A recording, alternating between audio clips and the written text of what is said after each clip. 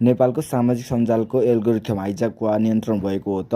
Facebook, YouTube, TikTok, इन्स्टाग्रामको AI प्रणालीले प्रयोगकर्ताको रुचिका आधारमा सामग्री देखाउने कुरा सामान्य भएको तर हालै सार्वजनिक भएको पूर्व प्रधानमन्त्री तथा पूर्व प्रधान न्यायाधीश सुशीला कार्कीको अन्तर्वार्ताको भिडियोमा उनले बोलेको कुराहरू पूर्ण तथा आंशिक रूपमा डिस्टर्ब रहेको पाइएको छ। फेसबुक, युट्युबमा सेयर गरेको यस भिडियोमा भाइरल भएर पनि आवाज सुन्न नसकिने बाधा पाइएको छ।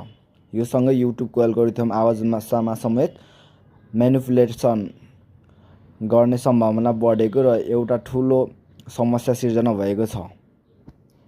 युट्युब, फेसबुक, इन्स्टाग्राम, टिकटक लगायत विभिन्न सामाजिक सञ्जालमा भाइरल रहेको उक्त भिडियोमा आवाजमा भन्ने समस्या देखिएको पाइएको छ र विभिन्न प्रयोगकर्ताले यस सम्बन्धी जिज्ञासा समेत जनाइरहेका छन्।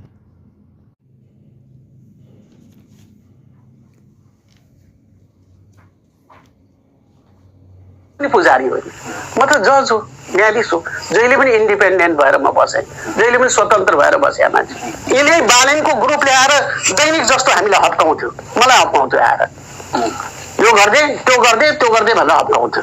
कहाँ उहाँहरूले अलिकति सम्झिनुपर्छ, यसरी चल्दैन, मुलुक यसरी चल्दैन। यसरी यो जिद्दी गरेर जबरजस्ती गरेर चाहिँ